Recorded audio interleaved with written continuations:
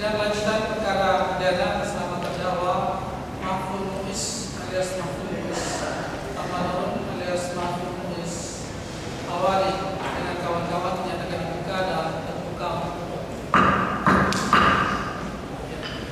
Saudara-saudara terdakwa sehat? Ada? Tiga ya? Tiga.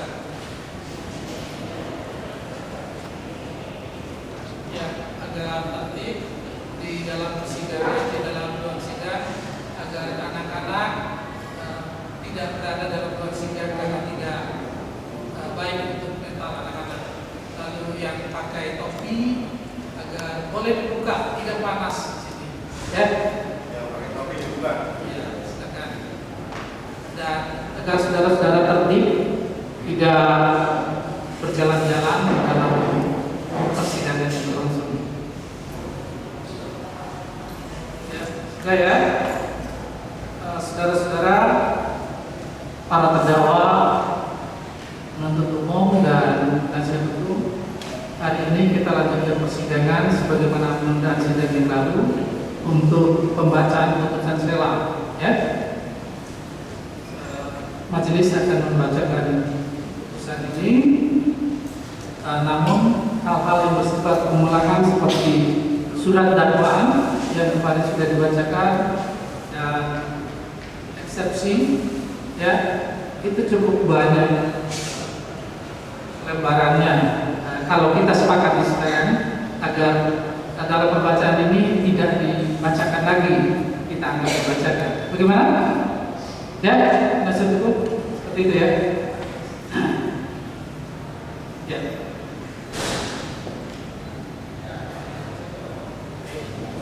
Bismillahirrahmanirrahim.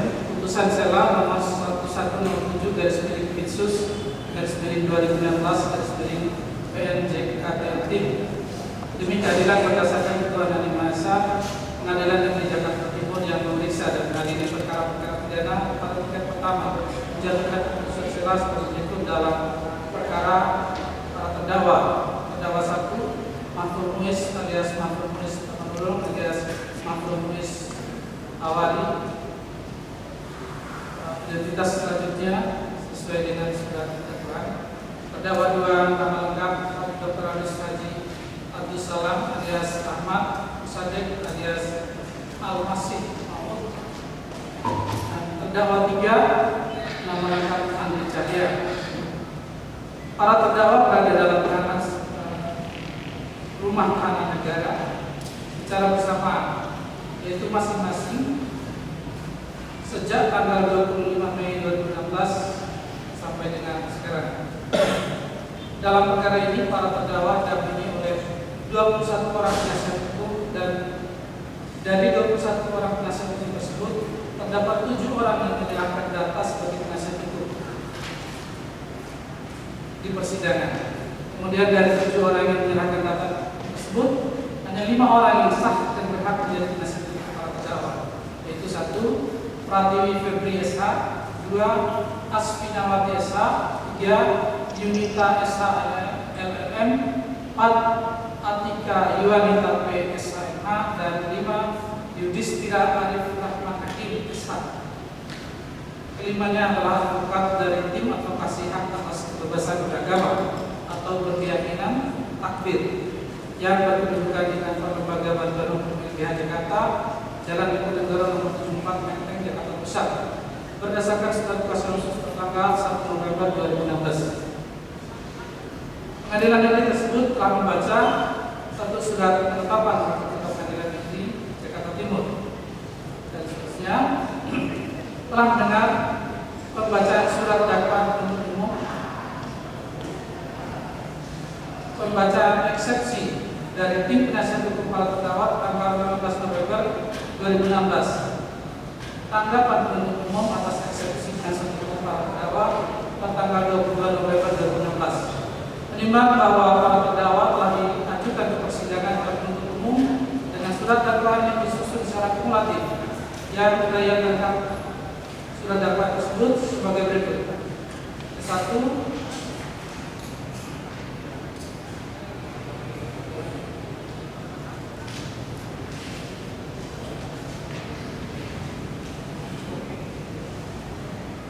baik perbuatan terdakwa diatur dan diancam pidana menurut pasal 110 ayat 1 KUHP, junto pasal 107 ayat 2 KUHP, junto pasal 64 ayat 1 KUHP.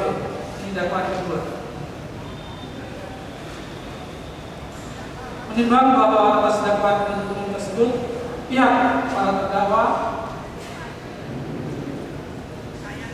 melalui penasihat hukumnya telah mengajukan eksepsi tanggal 15 November 2016 yang uraian lengkapnya sebagai berikut. Eksepsi para penasihat hukum terdakwa yang kami bacakan.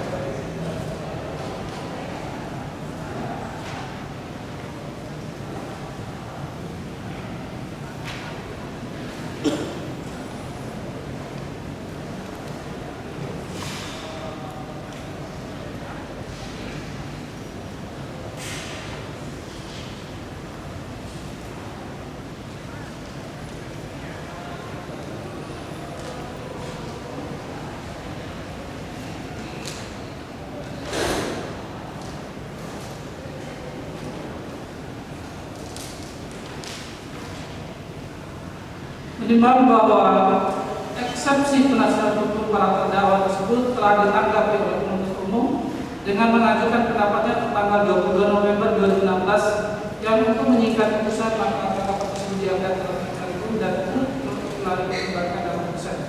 Menimbang bahwa setelah majelis hakim mempelajari eksepsi penasihat hukum para terdakwa dan pendapat dari penuntut umum, maka dapat disimpulkan bahwa eksepsi penasihat hukum para terdakwa pada pokoknya sebagai berikut. Satu, surat dakwaan prematur karena tidak memenuhi prosedur sebagaimana yang ditentukan dalam pasal 1, pasal 2 dan pasal 3 Undang-Undang Nomor 1 PMS tahun 1965, yaitu tidak didahului dengan prosedur berupa peringatan keras dan atau dinyatakan sebagai organisasi terlarang.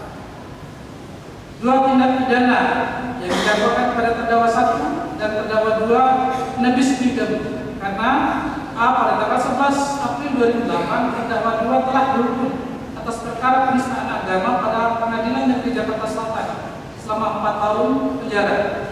Selanjutnya atas putusan tersebut telah dijatuhkan putusan dalam tingkat banding oleh Pengadilan Tinggi selama 2 tahun 6 bulan. B. Terdakwa 1 telah menjalani masa pemidananya selama 3 bulan dan telah menjalani sepenuhnya. 3. A. Dakwaan 1. Dakwaan tidak cermat karena dakwaan gagal menjelaskan kapan dan di mana peristiwanya terjadi, lokus dan tempus. Apakah di tanggal 11, 12, 13 Agustus 2015 di Villa Pedro Bogor, ataukah pada tanggal 23 Agustus 2015 di Hotel Dewan Sahab Surakarta, atau keduanya, atau pada bulan September sampai dengan bulan Desember 2015. 2. Dakwaan gagal menjelaskan umat Islam yang mana, siapa umat Islam yang mengalami keresahan, kebingungan serta kekacauan pemahaman akibat ajaran milah Abraham yang diyakini oleh para terdakwa. Dakwaan gagal menjelaskan peristiwa berlanjut sebagaimana dalam pasal 64 ayat 1 KUHP, perbuatan anak yang merupakan kejahatan atau pelanggaran yang melanjutkan pada perbuatan kejahatan atau pelanggaran lainnya. Bahwa di dalam dakwaannya penuntut umum menyatakan bahwa para terdakwa merupakan pengikut komunitas tersebut, Milah Abraham, di mana dalam prakteknya para terdakwa merupakan pemimpin dari komunitas tersebut. Sedangkan pengikut dan pemimpin adalah dua hal yang tidak dapat dijalankan secara bersamaan. Dua, dakwaan tidak jelas karena tidak mencantumkan ketentuan tentang penggabungan sebuah perkara, yakni pasal 141 KUHP. Selanjutnya, penuntut umum tidak menguraikan dengan jelas peran para terdakwa dalam penyertaan, apakah sebagai pelaku, orang yang ingin melakukan, atau orang yang turut serta melakukan. Dan penuntut umum tidak menguraikan perbuatan yang dilakukan para terdakwa sebagai suatu perbuatan berlanjut. Serta penuntut umum tidak menguraikan unsur-unsur delik yang didakwakan dalam dakwaan kedua dengan memadukan perbuatan material dan hanya berdasarkan asumsi. Dakwaan kedua, bahwa dalam dakwaan kedua ini penuntut umum juga tidak dapat menguraikan dakwaan dengan fakta-fakta secara cermat, jelas dan lengkap, sebagaimana yang dilakukan dalam dakwaan satu, sehingga sebagian besar uraian yang telah diuraikan dalam dakwaan satu. Menimbang selanjutnya majelis hakim akan mempertimbangkan eksepsinya seperti para terdakwa tersebut secara satu persatu. Menimbang bahwa eksepsi pada poin ke-1 menyatakan surat dakwaan prematur karena tidak memenuhi prosedur sebagaimana yang ditentukan dalam pasal 1, pasal 2, pasal 3 Undang-Undang Nomor 1 PMPS tahun 1965, yaitu tidak didahului dengan prosedur berupa peringatan keras dan atau dinyatakan sebagai organisasi terlarang. Menimbang bahwa untuk menentukan secara hukum apakah proses penuntutan terhadap para terdakwa dalam perkara ini telah didahului dengan prosedur berupa peringatan keras dan atau dinyatakan sebagai organisasi terlarang sebagaimana didalilkan oleh penasihat hukum terdakwa, maka harus diberi kesempatan kepada para pihak untuk membuktikan hal tersebut. Menimbang bahwa oleh karena pembuktian perkara pidana diajukan dalam pemeriksaan pokok perkara, maka penentuan dari eksepsi tersebut harus diperiksa bersama pemeriksaan pokok perkara. Dan dengan demikian eksepsi tersebut telah menyangkut pokok perkara. Menimbang bahwa selanjutnya eksepsi pada poin yang kedua menyatakan tindak pidana yang didakwakan pada terdakwa 1 dan terdakwa 2 nebis idem karena pada tanggal 11 April 2008 terdakwa 2 telah dihukum atas perkara penistaan agama pada pengadilan negeri Jakarta Selatan selama 4 tahun penjara. Selanjutnya atas putusan tersebut telah dijatuhkan putusan dalam tingkat banding oleh pengadilan negeri selama 2 tahun 4 bulan. Terdakwa 1 telah menjalani masa pemindahan selama 3 bulan dan telah dijalani sepenuhnya. Menimbang bahwa dengan demikian pula terhadap eksepsi tentang nebis idem ini, maka untuk menentukan secara hukum bahwa seorang terdakwa pernah dihukum terhadap tindak pidana yang sedang diperiksa sekarang, maka harus diberikan kesempatan kepada para pihak untuk membuktikan hal tersebut. Dan oleh karena pembuktian tersebut diajukan dalam pemeriksaan pokok perkara, dengan demikian maka eksepsi tersebut telah pula menyangkut pokok perkara. Menimbang bahwa berdasarkan pertimbangan tersebut di atas, maka eksepsi penasihat hukum para terdakwa pada poin 1 dan 2 harus ditolak. Menimbang bahwa selanjutnya akan dipertimbangkan eksepsi pada poin ketiga A1 yang menyatakan dakwaan tidak cermat karena dakwaan gagal menjelaskan kapan dan di mana peristiwanya terjadi, fokus dan tempus.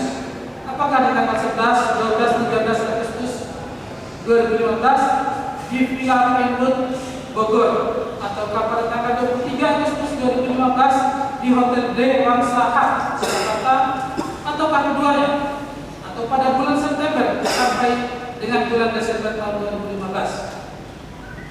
Menimbang bahwa untuk menyusun suatu surat dakwaan haruslah mengacu pada ketentuan pasal 143 KUHP, di mana berdasarkan ayat 2 huruf A dan B dari pasal tersebut ditegaskan bahwa suatu surat dakwaan diwajibkan memenuhi 2 syarat itu, syarat formal dan syarat konkret. Adapun yang merupakan syarat formal adalah diberi tanggal dan ditandatangani oleh penuntut umum dan berisi nama lengkap, nama lahir, umur, nama lahir, jenis kelamin, kebangsaan, tempat tinggal, agama dan pekerjaan terdakwa. Sedangkan yang menjadi syarat konkret adalah bahwa dalam surat dakwaan harus memuat uraian secara cermat, jelas dan lengkap mengenai tindak pidana yang didakwakan dengan menyebutkan waktu dan tempat tinggal pidana yang dilakukan. Sebagai konsekuensi dari suatu surat dakwaan yang tidak memenuhi syarat materi tersebut dalam menjadi surat dakwaan batal demi hukum, poin pasal 143 ayat 3 kuhap. Menimbang bahwa pasal 143 ayat 2 huruf B kuhap menentukan bahwa surat dakwaan berisi uraian secara cermat, jelas dan lengkap mengenai tindak pidana yang didakwakan dengan menyebut waktu dan tempat tindak pidana yang dilakukan. Menimbang bahwa dalam kuhap tidak memberikan penjelasan secara terperinci tentang batasan pengertian uraian secara cermat, jelas dan lengkap. Namun ketentuan pasal tersebut menentukan bahwa uraian secara cermat, jelas dan lengkap tersebut dilakukan dengan cara menyebutkan waktu dan tempat tindak pidana yang dilakukan. Menimbang bahwa sepanjang pemeriksaan majelis hakim bahwa surat dakwaan penuntut umum menyebutkan tanggal 11, 12, 13 Agustus 2015 di Villa Penwood Bogor, tanggal 23 Agustus 2015 di Hotel Dewa Sahab Surakarta, dan pada bulan September sampai dengan bulan Desember 2015 di daerah istimewa Yogyakarta, Surabaya, dan Kabupaten Mempawah, Kalimantan Barat, atau setidak-tidaknya pada waktu lain dalam tahun 2015 dan setidak-tidaknya di tempat lain yang masih termasuk dalam kewenangan mengadili Pengadilan Negeri Jakarta Timur berdasarkan SK Ketua Mahkamah Agung nomor 150/168 KMA SK /19/2016 tanggal 30 September 2016 tentang penunjukan Pengadilan Negeri Jakarta Timur untuk memeriksa dan mengadili perkara atas nama para terdakwa. Menimbang bahwa penyebutan waktu dalam lingkup tertentu dan tempat di dalam kesatuan wilayah tertentu secara tegas dalam surat dakwaan penuntut umum tersebut tidak dapat diartikan secara alternatif kecuali dinyatakan secara tegas. Menimbang bahwa dengan demikian penyebutan waktu dan tempat tindak pidana dilakukan dalam surat dakwaan penuntut umum telah memenuhi cara penyebutan waktu dan tempat sebagaimana ditentukan dalam pasal 143 ayat 2 huruf B kuhap. Menimbang bahwa dengan demikian eksepsi tersebut harus pula ditolak. Menimbang bahwa selanjutnya eksepsi yang mengatakan dakwaan gagal menjelaskan umat Islam yang mana, siapa umat Islam yang mengalami keresahan, kebingungan serta kekacauan pemahaman akibat ajaran Milah Abraham yang diyakini oleh para terdakwa, dan dakwaan gagal menjelaskan peristiwa berlanjut sebagaimana dalam pasal 4 ayat 1 KUHP, perbuatan mana yang merupakan kejahatan atau pelanggaran yang melanjutkan pada perbuatan kejahatan atau pelanggaran lainnya, serta di dalam dakwaannya penuntut umum menyatakan bahwa para terdakwa merupakan pengikut komunitas tersebut Milah Abraham, di mana dalam prakteknya para terdakwa merupakan pemimpin dari komunitas tersebut, sedangkan pengikut dan pemimpin adalah dua hal yang tidak dapat dijalankan secara bersamaan. Menimbang bahwa untuk menentukan umat Islam yang mengalami keresahan, kebingungan serta kekacauan pemahaman dan perbuatan para terdakwa yang dilakukan secara berlanjut, serta untuk menentukan secara hukum apakah para terdakwa sebagai pengikut atau pemimpin, maka harus pula dibuktikan dalam penulisan pokok perkara. Dalam perkara ini, oleh karenanya telah pula menyangkut pokok perkara, dan dengan demikian eksepsi-eksepsi tersebut harus pula ditolak. Timbang bahwa selanjutnya eksepsi pada poin 3A2 menyatakan bahwa dakwaan tidak jelas karena tidak mencantumkan dasar hukum ketentuan tentang penggabungan sebuah perkara, yakni pasal 141 KUHP. Menimbang bahwa pasal 143 ayat 2 huruf B menentukan bahwa dalam surat dakwaan harus membuat uraian secara cermat, jelas dan lengkap mengenai tindak pidana yang didakwakan dengan menyebutkan waktu dan tempat tindak pidana itu dilakukan. Menimbang bahwa dari ketentuan pasal 143 ayat 2 huruf B tersebut di atas dapat disimpulkan bahwa pencantuman dasar hukum bentuk surat dakwaan bukan merupakan suatu persyaratan pokok yang mengancam surat dakwaan tersebut batal demi hukum, sepanjang telah menyebutkan dengan jelas tentang waktu dan tempat tindak pidana tersebut. Menimbang bahwa sebagaimana yang telah diuraikan dalam pertimbangan pada poin 3A1 tersebut di atas, bahwa surat dakwaan telah menyebutkan waktu dan tempat tindak pidana dilakukan. Menimbang bahwa dengan demikian eksepsi tersebut tidak berdasar dan oleh karenanya harus ditolak.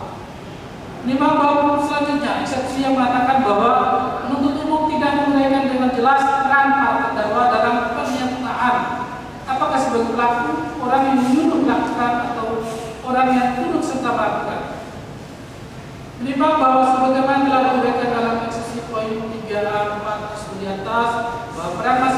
terdakwa dalam tindak pidana yang didakwakan tersebut, apakah sebagai pelaku atau dalam bentuk pernyataan yang lain, maka harus dibuktikan melalui pembuktian dalam pemeriksaan pokok perkara. Nimbang bahwa demikian eksepsi tersebut telah melanggar pokok perkara dan oleh karenanya harus ditolak.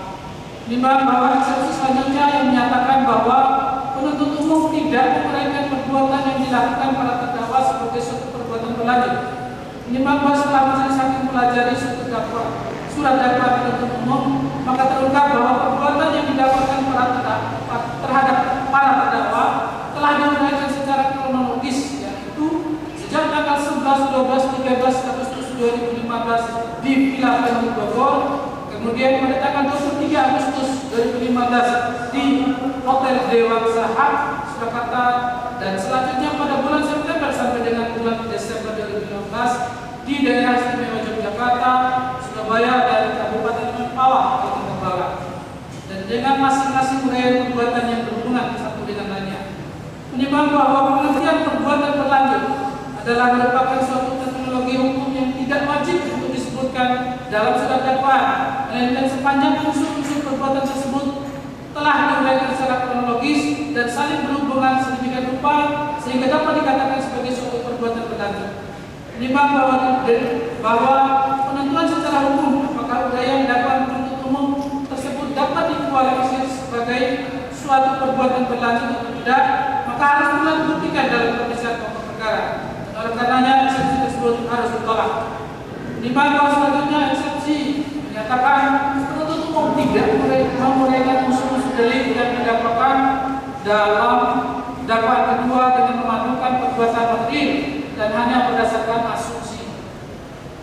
Menimbang bahwa demikian pula terhadap eksepsi tersebut, maka untuk menentukan apakah uraian dakwaan penuntut umum tersebut merupakan asumsi atau fakta atau hal yang tidak pernah dilakukannya para terdakwa, maka hal tersebut harus pula dibuktikan dalam pemeriksaan pokok perkara dan oleh karenanya eksepsi tersebut harus ditolak.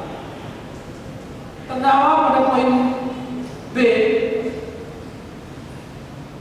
B, dakwaan kedua antara lain mengatakan bahwa kesalahan eksepsi para penasihat hukum terdakwa pada poin B, dakwaan kedua antara lain mengatakan bahwa kesalahan serta kelalaian sebagaimana yang dilakukan dalam uraian dakwaan ke-1 kembali dilakukan penuntut umum dalam dakwaan kedua dan sebagian besar telah kami uraikan dalam dakwaan ke-1 sebelumnya.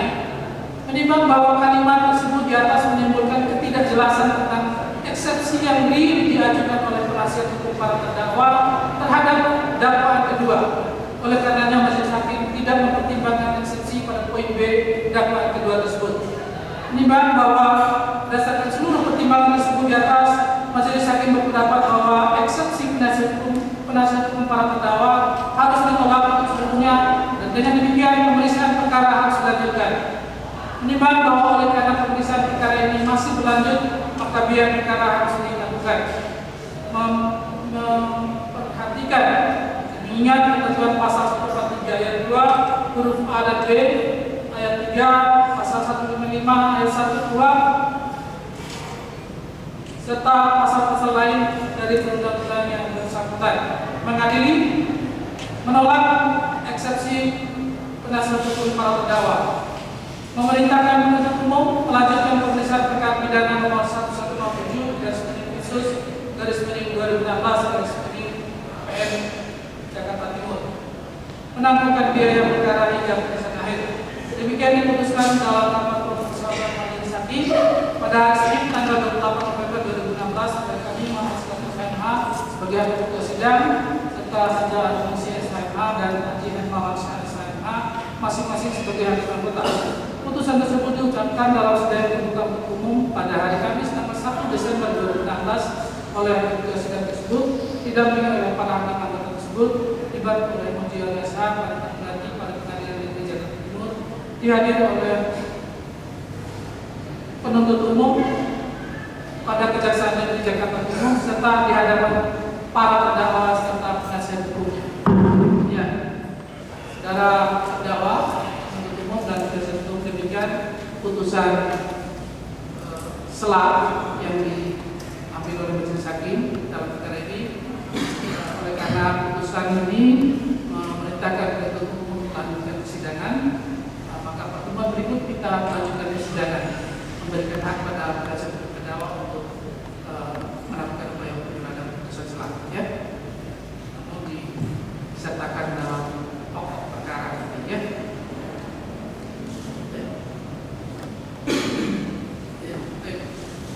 Selanjutnya dalam pertemuan berikut nanti kita akan masuk pada pembuktian ya.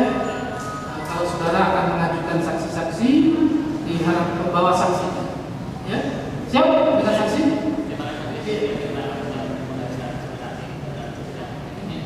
Namun mungkin diatur saksi itu tidak 10 misalnya, tidak seperti itu. Jadi diatur mungkin 4 atau 5 paling banyak ya, agar lebih fokus kita periksa. Ya, saudara di situ bagaimana? Ada yang mau dikomentakan? Yang mulia, ada beberapa hal yang hendak kami sampaikan.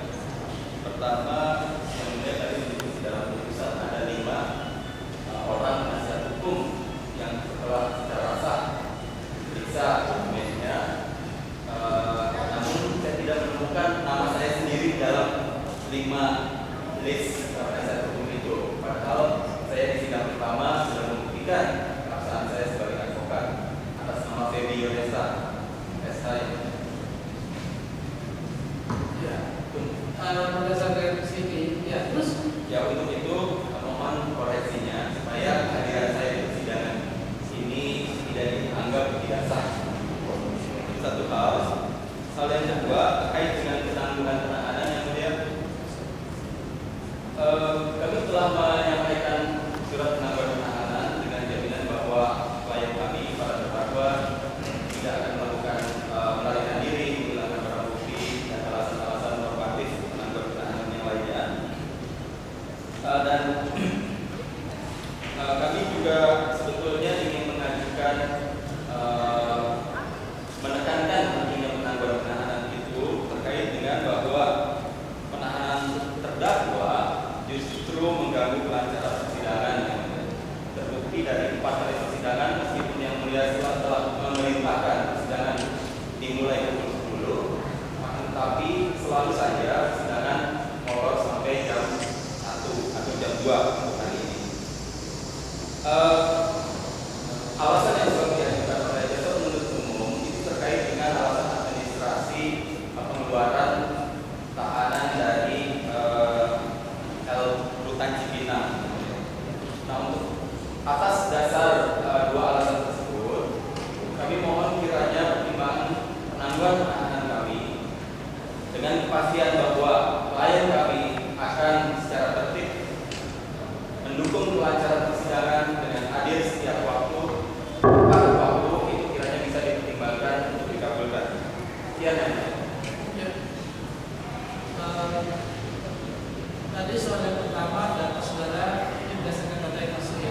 Jadi saya melihat secara surat seperti ini. Pada pertemuan berikut saudara bisa mengajukan lagi, ya. Sebelum kita lanjut pada persidangan saksi, ya, masih boleh mengajukan karena memang sudah ada namanya yang baik nama saudara, cuman data itu belum lengkap.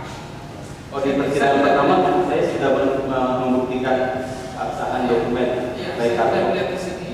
Karena itu nanti diklarifikasi. Itu yang paling depan itu yang mulia. Saya lihat bisa saya mendekat.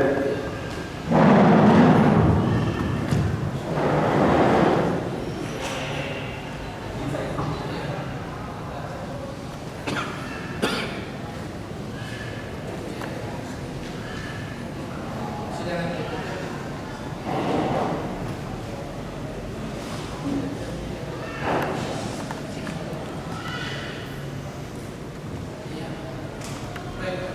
Tentang berikutnya tahanan dikeluarkan dari rutan ya, itu agar menjadi perhatian umum karena penasihat hukum minta akan dibebaskan lebih lancar katanya, itu ya. Jadi pertimbangan saudara agar kalau memang saudara bisa mengeluarkan tahanan itu lebih awal seperti sekarang ini,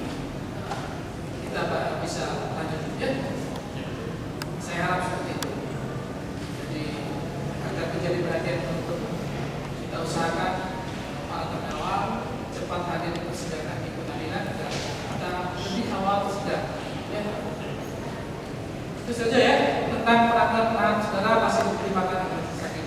Ya, ya. Ada lagi? Cukup, saudara? Cukup. Ya, baik. Jadi untuk memberi kesempatan pihak untuk mengajukan saksi dalam persidangan, kita tunda persidangan sampai hari Kamis ya, hari Kamis 1 minggu, tanggal 8 Desember 2016. Dengan perintah agar penuntut umum menghadirkan kembali terdakwa pada hari tersebut. Sidang tersebut. Jam berapa biasanya? Oh, jangan